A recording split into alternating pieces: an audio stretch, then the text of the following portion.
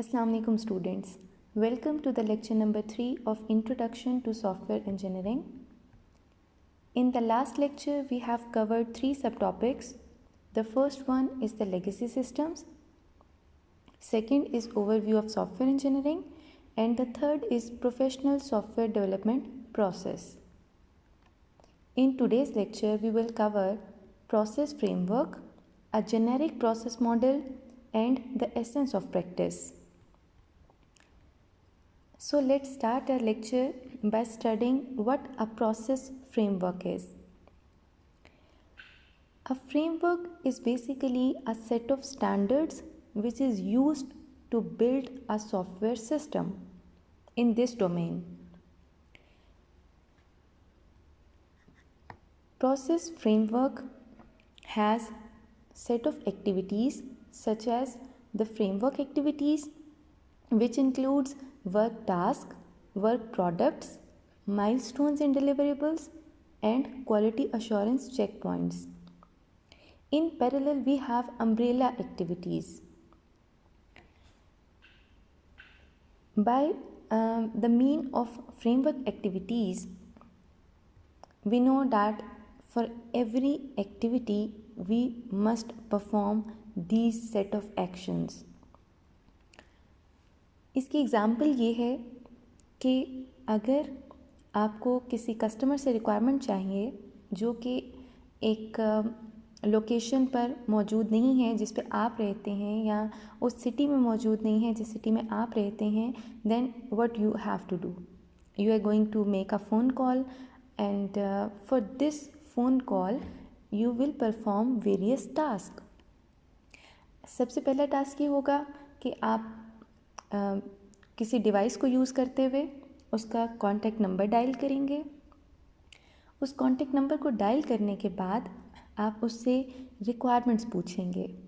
Requirements पूछने के बाद आप उन रिक्वायरमेंट्स के नोट्स बनाते जाएंगे अपने पास, और उसके बाद उन रिक्वायरमेंट्स को आप नेक्स्ट किसी भी सीनियर मेंबर से अप्रूव करवाएंगे. तो ये वो वर्क टास्क हैं जो कि हमें परफॉर्म करने पड़े एक एक्टिविटी के लिए.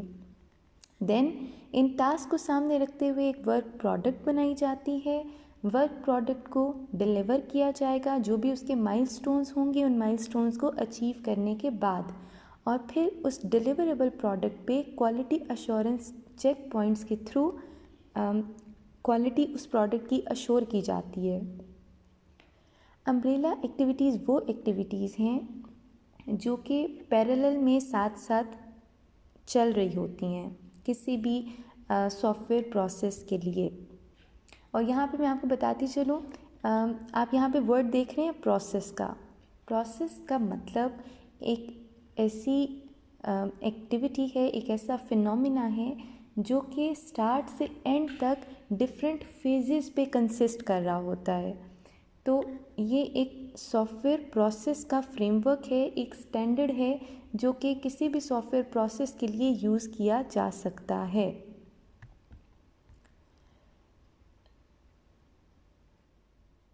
यहाँ पे आप लोग देख रहे हैं कि टोटल 5 फ्रेमवर्क एक्टिविटीज़ हैं जो कि परफॉर्म करनी पड़ती हैं किसी भी सॉफ्टवेयर प्रोसेस के लिए. सबसे पहली एक्टिविटी है कम्युनिकेशन. कम्युनिकेशन का मतलब है कि आपने अपने स्टेक होल्डर्स से कम्युनिकेट करना है, उनसे रिक्वायरमेंट गैदर करनी है. Then comes planning. जब आप कम्युनिकेट कर लेंगे उसके बाद आप प्लान करेंगे कि इसमें कितना रिस्क इन्वॉल्व है, क्या कॉस्ट आएगा, कितना टाइम लगेगा. Once the planning is done, the team moves towards the modelling phase. Modelling activity में रिक्वायरमेंट्स जितनी भी हमारे पास गैदर की होती हैं उनका एनालिसिस किया जाता है और उनको डिज़ाइन किया जाता है. जिस तरह मैं आपको लास्ट लेक्चर में बता रही थी कि डिज़ाइन में हम जब हमारे पास डिज़ाइन की फ़ेज़ आती है सॉफ्टवेयर प्रोफेशनल डेवलपमेंट में, तो वहाँ हम डिफरेंट UML डायग्राम्स को यूज़ करते हुए मॉडलिंग करते हैं या डिज़ाइन क्रिएट करते हैं.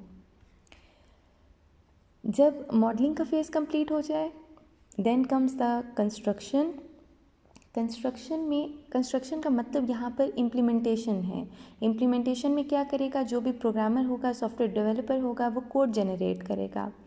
और ये भी मुमकिन है कि वो कोड टेस्ट भी डेवलपर कर रहा हो अगर कोई छोटा प्रोग्राम है, लेकिन जब कोई बड़ी ऑर्गेनाइजेशन की हम बात करते हैं तो वहाँ पे टेस्टिंग टीम अलग से क्रिएट होती है। उस टेस्टिंग टीम के पास वो कोड भेज दिया जाएगा और वो टेस्टिंग टीम इस कोड को टेस्ट करेगी, उसमें से बग्स एरर्स को आइडेंटिफाई करेगी। And when the software is constructed successfully and tested, then it is deployed, and the deployment और installation यहाँ पर इन फ्रेमवर्क एक्टिविटीज़ को एंड कर देती है, टर्मिनेट कर देती है। तो किसी भी सॉफ्टवेयर प्रोसेस के लिए ये 5 फ्रेमवर्क एक्टिविटीज़ हैं जो कि फॉलो की जाती हैं।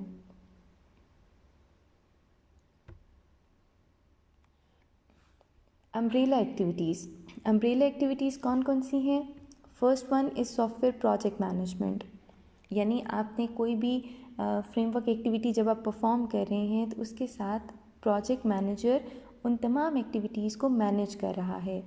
फॉर्मल टेक्निकल रिव्यूज़, आप जो भी प्रोडक्ट बना रहे हैं, सॉफ्टवेयर डेवलप कर रहे हैं, एक टेक्निकल टीम है जो कि आपके प्रोजेक्ट को रिव्यू कर रही होती है, देख रही होती है आप कौन सी टेक्निक इस्तेमाल कर रहे हैं, कौन सी टेक्नोलॉजी इस्तेमाल कर रहे हैं, कहीं वो ऑब्सोलीट ना हो गई हो, आप नई टेक्नोलॉजीज़ नई टेक्निक की तरफ शिफ्ट कर रहे हों। तो जो टेक्निकल लोग होते हैं वो आपकी प्रोडक्ट को टेक्निकली रिव्यू कर रहे होते हैं, साथ साथ जब आप अपनी प्रोडक्ट डेवलप कर रहे हो।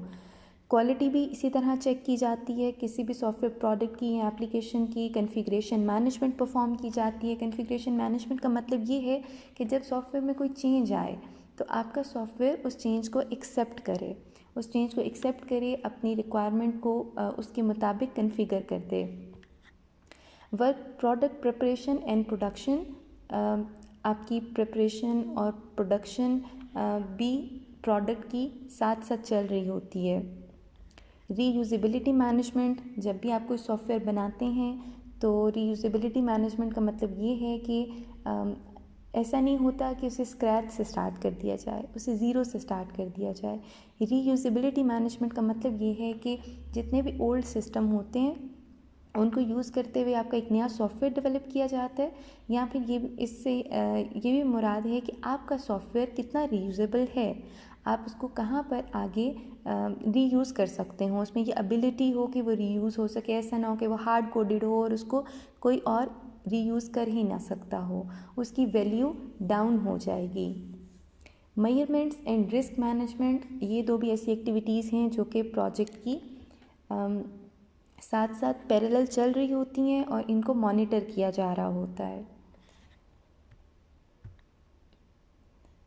अब इस डायग्राम में आप एक जेनेरिक प्रोसेस मॉडल देख रहे हैं। सबसे पहले एक सॉफ्टवेयर प्रोसेस है, ये कोई भी प्रोसेस हो सकता है। For example it can be a requirement gathering process. इस प्रोसेस में एक फ्रेमवर्क होगा, यानी एक स्टैंडर्ड होगा जो कि फॉलो किया जाएगा। इस फ्रेमवर्क में क्या है? इस फ्रेमवर्क में अम्ब्रेला एक्टिविटीज़ और फ्रेमवर्क एक्टिविटीज़ परफॉर्म हो रही हैं।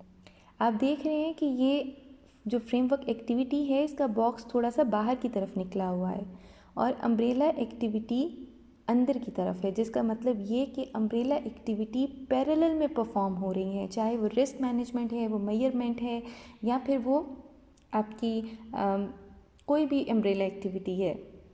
आपकी फ्रेमवर्क एक्टिविटी के बिल्कुल साथ उसको मॉनिटर किया जाता है या चलाया जाता है। और फ्रेमवर्क एक्टिविटी के अंदर डिफरेंट एक्शंस हैं जिसमें work task, work product, milestones and quality assurance points जो हैं वो बनाए जाते हैं या उनको हम डेवलप करते हैं। इसी तरह आप देख रहे हो कि फ्रेमवर्क एक्टिविटी सिर्फ एक नहीं होती किसी भी सॉफ्टवेयर प्रोसेस में। Framework activities can be from 1 to many, it can be n number of activities, और हर एक्टिविटी के लिए कुछ सेट ऑफ टास्क हमें कुछ एक्शंस होते हैं और उन एक्शंस के अगेंस्ट हमें टास्क को आइडेंटिफाई करना होता है, उनको परफॉर्म करना होता है। अब सवाल ये आता है कि एक टास्क सेट को आइडेंटिफाई कैसे किया जाए। आप इस स्लाइड में देख रहे हैं कि लिखा है a task set defines the actual work to be done to accomplish the objective of software engineering action. वो एक्चुअल काम जो कि एक ऑब्जेक्टिव को अचीव करने के लिए किसी भी सॉफ्टवेयर इंजीनियरिंग एक्शन में परफॉर्म किया जाता है, that is a task set. अब टास्क सेट में a list of task to be accomplished, a list of work products to be produced, a list of quality assurance filters to be applied. ये तीनों activities हैं जो कि task set में perform होती हैं. और ये देखें, ये आपको यहाँ पर नज़र आएगा, ये एक टास्क सेट है, ये नेक्स्ट टास्क सेट है, इस सेक्शन के लिए ये एक टास्क सेट है और इस सेक्शन के लिए ये टास्क सेट हमारा असाइन किया गया है. तो I hope you understand this generic process model. Let's move toward the process flows. We don't have only one type of process flow, we have here 4 types of process flow. कि आपका कोई भी software process है वो किस तरह से run करेगा या किस तरह से काम करेगा, उसका फ़्लो क्या होगा.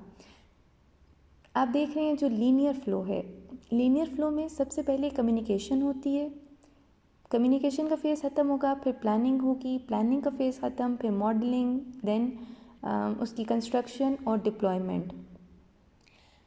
जब तक एक फ़ेज़ ख़त्म नहीं होता हम नेक्स्ट फेज़ में मूव नहीं कर सकते. जबकि हम आइटरेटिव प्रोसेस फ़्लो की बात करें तो आइटरेटिव प्रोसेस फ़्लो में नेक्स्ट एक्टिविटी पे जाने से पहले ये रिवाइज़ होता है, ये एक बार अपने आप को आइटरेट करता है, देखता है कि मैंने जो एक्टिविटी परफॉर्म की है वो ठीक है, उसमें कोई प्रॉब्लम तो नहीं. अब देखें, जैसे यहाँ पे कम्युनिकेशन की और प्लानिंग की, प्लानिंग करने के बाद दोबारा एक आइट्रेशन चली, दोबारा देखा कि लेट से पहले वाले में कोई फॉल्ट था तो हमें इसको दोबारा ठीक करके आगे लेके जाना है. फिर मॉडलिंग एक बार की, नहीं ठीक नहीं की हुई, कुछ प्रॉब्लम आइडेंटिफाई हो गया अगर, तो फिर ये दोबारा से आइट्रेशन इस पे चली, दोबारा हमने मॉडलिंग की और फिर उसको कंस्ट्रक्शन की तरफ भेजा. लेट से अगर आपके कोड में एरर आ रहे हैं तो कोड में एरर आने का मतलब ये भी हो सकता है कि आपने जो रिक्वायरमेंट्स ली हैं वो ठीक नहीं हैं, तो आप वापस कम्युनिकेट करें अपने स्टेक होल्डर से, अपने कस्टमर से या अपने एंड यूज़र से. ये तो था आइटरेटिव प्रोसेस फ्लो. अब एक और प्रोसेस फ्लो है, that is evolutionary process flow. Evolutionary process flow में क्या होगा कि जब आप एक एक्टिविटी परफॉर्म करेंगे, आप कम्युनिकेट करने के बाद प्लान करेंगे, प्लान फिर मॉडलिंग, देन कंस्ट्रक्शन, डिप्लॉयमेंट. उसके बाद जब आप एक सर्कल कंप्लीट करते हैं तो आपके पास एक माइनर पीस ऑफ प्रोडक्ट जो है वो प्रोड्यूस हो जाती है.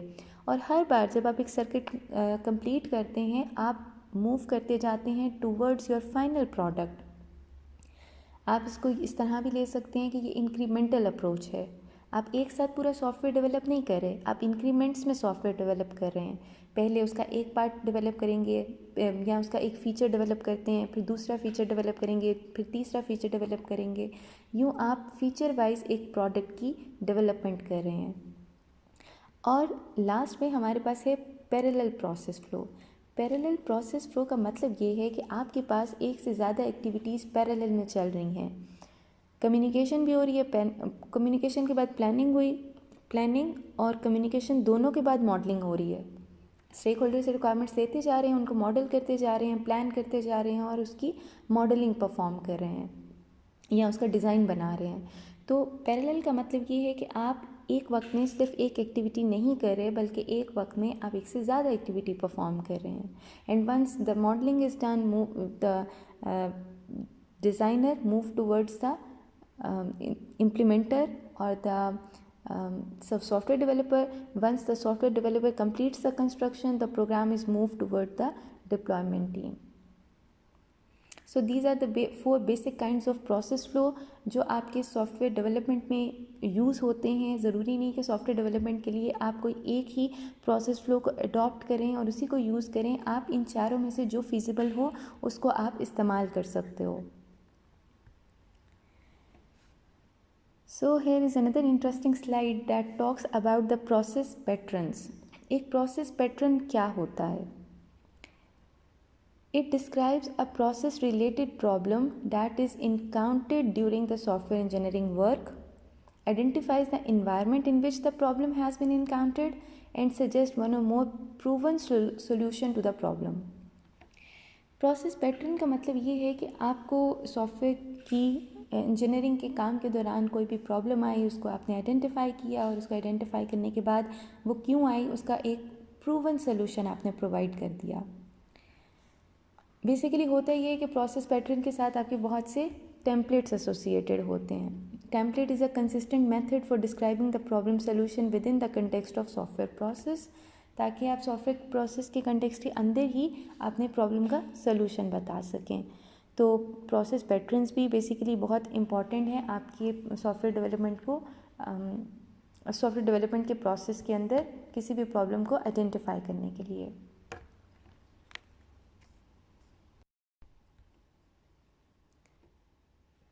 Now, when we are talking about the problem, here is a very important and very much well used solution which is given by Polya. Polio एक हंगेरियन मैथमेटिशियन था जिसने problem को सॉल्व करने के लिए 4 पॉइंट्स बता दिए। The first point is understand the problem. How we can understand the problem? We can understand the problem by communication and analysis. When we understand the problem, then we plan a solution. We plan a solution using the modeling and software designs. And after planning a solution, we carry out the plan. Carry out the plan means the code generation. And the fourth step is to examine the result for accuracy, that is testing and quality assurance. So these are the 4 points which are used by all the software development teams to remove or to eliminate the problems. And this Polya suggestion is the essence of practice. It is the most deployed solution in the software development process. So we discuss its point one by one. The first point says that when we are in the process of understanding the problem, then we think that who has a stake in the solution to the problem. That is, who are the stakeholders. हम ये identify करने की कोशिश करते हैं कि इस problem की वजह से किन लोगों को नुकसान हो रहा है। तो डेफिनेटली वो आपके स्टेक होल्डर्स होंगे, वो आपके कस्टमर्स होंगे और या वो आपके एंड यूज़र्स होंगे। व्हाट आर द अननोन्स, यानी कौन सी ऐसी चीज़ें हैं जो आपको अभी तक प्रॉपर्ली नहीं पता, क्या वो डाटा है, फंक्शंस हैं, फीचर्स हैं, कितनी इन्फॉर्मेशन हमें रिक्वायर्ड है इस प्रॉब्लम को सॉल्व करने के लिए। उसके बाद जब हमें प्रॉब्लम को अंडरस्टैंड करना है तो आपने इस चीज़ को रियलाइज़ किया होगा हमेशा कि आप एज अ होल किसी प्रॉब्लम को देखने की बजाय अगर उसे कंपार्टमेंट्स में डिवाइड कर दें और उसके छोटे छोटे मॉड्यूल्स बना दें तो उसे समझना ज़्यादा आसान हो जाएगा।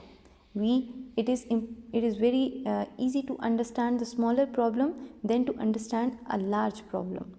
And then when we are in the process of understanding a problem, we also see can the problem be represented graphically. Why graphically? क्योंकि बजाय इसके कि आप एक डॉक्यूमेंट जो कि 100 पेजेस का हो उसको पढ़ें, आप ग्राफिकली अगर एक चीज़ अच्छे तरीके से मॉडल है तो आपको देखकर ज़्यादा बेहतर तरीके से आइडिया हो जाएगा। आपने अपनी स्टडी के दौरान हमेशा ऑब्ज़र्व किया होगा कि टेक्स्ट के साथ जब फिगर्स ऐड कर दी जाती हैं तो आपकी अंडरस्टैंडिंग इम्प्रूव हो जाती है। तो बेसिकली किसी भी प्रॉब्लम को अंडरस्टैंड करने के लिए हमें स्टेक होल्डर्स को आइडेंटिफाई करना होता है, अननोन चीज़ों को आइडेंटिफाई करना है, उसको छोटे मॉड्यूल्स में, कंपार्टमेंट्स में डिवाइड कर देना है प्रॉब्लम को, और प्रॉब्लम को कोशिश करें कि आप ग्राफिकली रिप्रेजेंट कर सकें। जब एक प्रॉब्लम को अंडरस्टैंड कर लेते हैं तो हम एक सोल्यूशन डिवाइस करेंगे, हम एक सोल्यूशन प्लान करेंगे। इसके लिए have you seen similar problems before?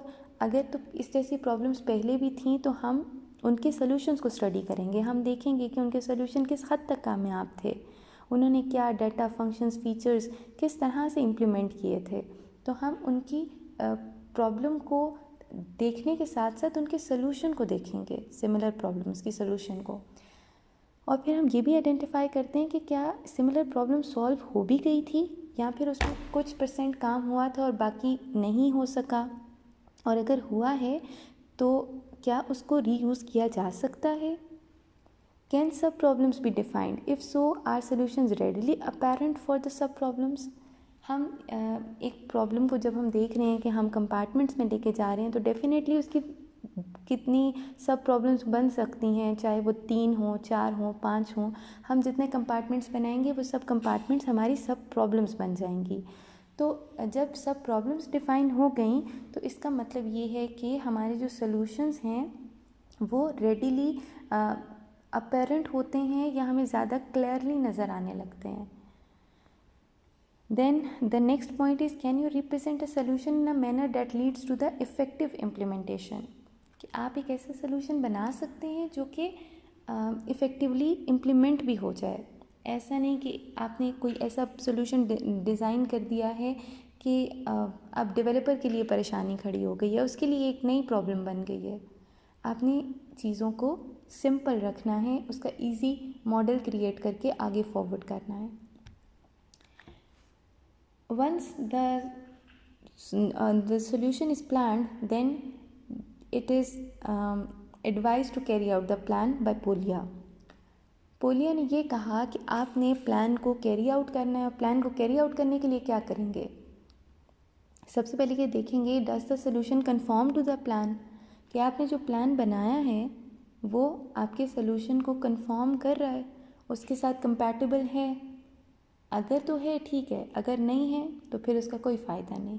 Is each component part of the solution provably correct, कि आप जो कॉम्पोनेंट बना रहे हैं वो सोल्यूशन का पार्ट हैं, मतलब वो उसकी करेक्शन को डील कर रहे हैं। अगर तो वो करेक्ट नहीं होगा, अगर आपने कोई ऐसा पीस ऑफ कोड लिखा है, जो आपने कैसे एल्गोरिदम डिज़ाइन किया है जो कि करेक्ट रिजल्ट्स नहीं प्रोड्यूस करके दे रहा, तो फिर उस प्लान को हम कैरी आउट नहीं कर सकते। And then we examine the result.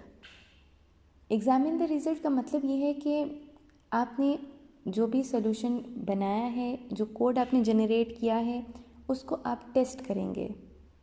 Has a reasonable testing strategy been implemented, उस कोड के अगेंस्ट आपने एक रीज़नेबल टेस्टिंग स्ट्रैटेजी अप्लाई करनी है, इम्प्लीमेंट करनी है। And does the solution produce results that conform to the data functions in feature data required.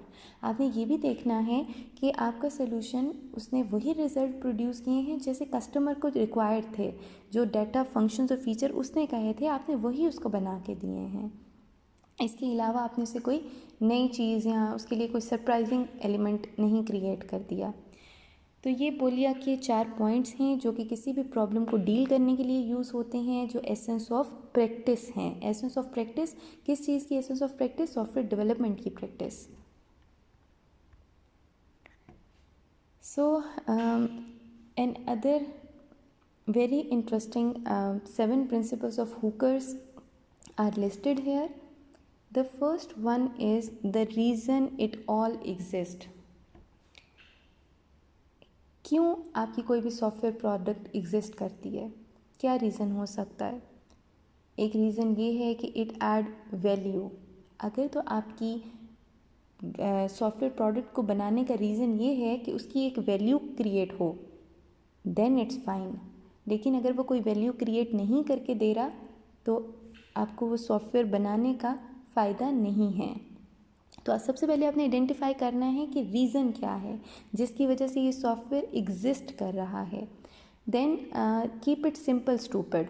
इसका मतलब ये है कि आपने एक ऐसा सॉफ्टवेयर डिज़ाइन बनाना है जो कि सिंपल हो, जो कि आगे आप डेवलपर को दे सकें, डेवलपर टेस्टर को फॉरवर्ड कर सके, सब लोगों की अंडरस्टैंडिंग उस पर बिल्ड हो रही हो।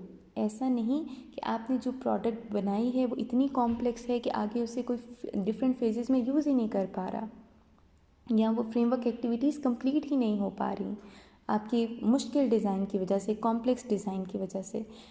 लेकिन यहाँ पर एक और बात मैं आपको बताती चलूँ, इसमें ये भी बात है कि जब आपने किसी डिज़ाइन को सिंपल रखना है तो इसका ये मतलब नहीं कि आप उसमें से फ़ीचर्स निकाल दें। आपने फ़ीचर्स भी ऐड करनी है, कस्टमर की रिक्वायरमेंट्स भी ऐड करनी है, बट उसे सिंपल रखना है। Then the third principle is maintain the vision. Maintain the vision का मतलब ये हुआ, अगर आप इसको अपनी रेगुलर लाइफ के साथ कंपेयर करें तो जब आपके पास कोई विजन होगी आप उस पर ज़्यादा अच्छे तरीके से फोकस कर सकते हैं, काम कर सकते हैं। बिल्कुल इसी तरह जब आप सॉफ्टवेयर में एक विजन क्रिएट कर लेते हैं तो आपका वो सॉफ्टवेयर एक सक्सेसफुल सॉफ्टवेयर बन जाता है। The fourth principle is what you produce other will consume. This is what I was talking about earlier, that जो डिज़ाइनर ले रहा है वो डिज़ाइनर जो प्रोड्यूस करके दे रहा है वो आगे डेवलपर के पास जा रहा है, डेवलपर ने जो चीज़ प्रोड्यूस करके दी वो टेस्टिंग टीम के पास जा रही है या टेस्टर के पास जा रही है, टेस्टर ने जो चीज़ बना के दी वो आगे मेंटेनेंस की टीम के पास जा रही है या उसे मेंटेन किया जा रहा है। तो ऐसा नहीं होता कि सॉफ्टवेयर में एक ही इंसान काम कर रहा है और उसकी प्रोडक्ट, उसकी जो एक्टिविटी है वो कोई दूसरा इस्तेमाल नहीं कर रहा। आपको याद हो मैंने members of the development team discuss किए थे, आप यहाँ पे वो वाली फिगर दोबारा रिकॉल करें, आपको इस प्रिंसिपल का मतलब समझ में आ जाएगा। Be open to the future. अगर आपने कोई ऐसी प्रोडक्ट बना ली है जो ऑब्सलीट हो जाए, जो फ्यूचर में यूज़ ना हो, तो उसका ज़्यादा फ़ायदा नहीं होगा। अब जैसे आप ऑर्किड को देख लें, एक ऑर्किड एक एप्लीकेशन थी, एक सोशल मीडिया की वेबसाइट जो कि एक वक्त में काफ़ी इस्तेमाल हो रही थी, लेकिन अब कोई ज़िक्र भी नहीं करता इसका। अब फेसबुक है, ट्विटर है, बहुत सी दूसरी आपके पास एप्लीकेशंस हैं या ये वेबसाइट्स हैं जो कि एग्जिस्ट कर रही हैं। तो आपने एक ऐसी प्रोडक्ट बनानी है जो फ्यूचर की टेक्नोलॉजीज़ के साथ और या उनकी नीड्स के साथ चलती रहे, काम करती रहे। The sixth principle is plan ahead for reuse. आप देखिए कि विंडो एक्सपी बनी, विंडो एक्सपी को रीयूज़ किया गया, उसकी फंक्शनैलिटी को इंक्रीज़ किया गया। देन कम्स विंडो 7, विंडो 7 के बाद हम विस्टा पे भी आए, विस्टा के बाद अब हम विंडोज़ 10 इस्तेमाल कर रहे हैं। तो ये it is due to the reusability of our products, जिसकी वजह से हम एक प्रोडक्ट पर एग्जिस्ट नहीं कर रहे, हम उसे मुसलसल रीयूज़ करके इम्प्रूव करते जा रहे हैं। And the last and the most important principle is to think. Think what is the reason, think to make it simple, think to maintain the vision, think to produce, think for the product to be used in the future, think for its reusability. You have to think at every step, every 6 principles that are defined above.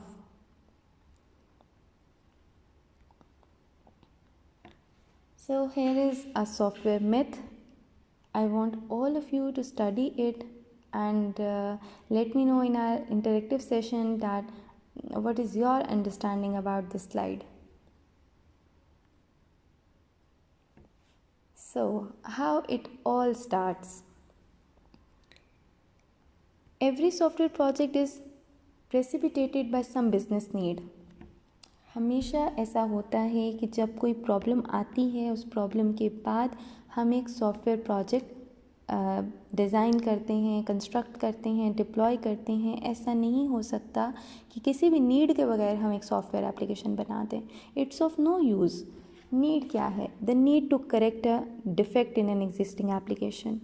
या तो हम existing application में कोई defect है जिसे correct करने की ज़रूरत है, या फिर नीड है किसी लेगेसी सिस्टम को अडेप्ट करने की अपनी बिज़नेस इन्वायरमेंट के मुताबिक। क्योंकि हमने ये बात पढ़ी थी लेगेसी सिस्टम्स में कि जब हमारे पास कोई बिज़नेस इन्वायरमेंट या बिज़नेस नीड आती है तो हमारा लेगेसी सिस्टम इसको अडेप्ट करना चाहिए। The need to extend the function and features of existing application.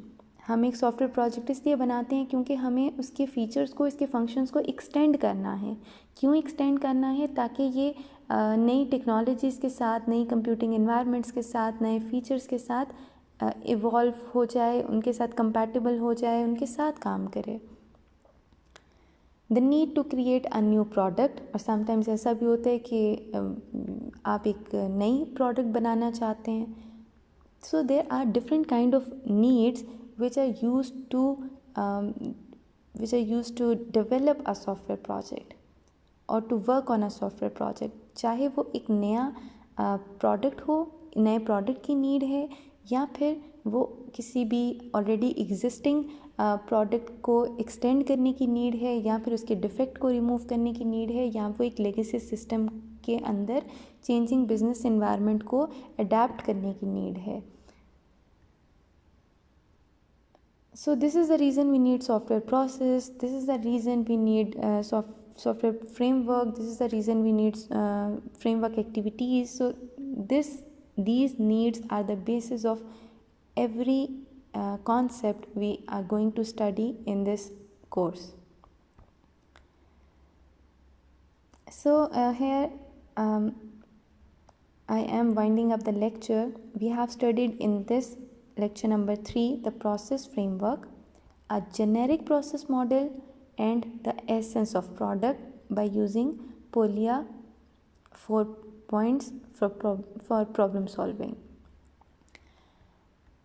I hope you understand this lecture, but in case of any query we can discuss it in the live interactive session. Thank you for listening, class.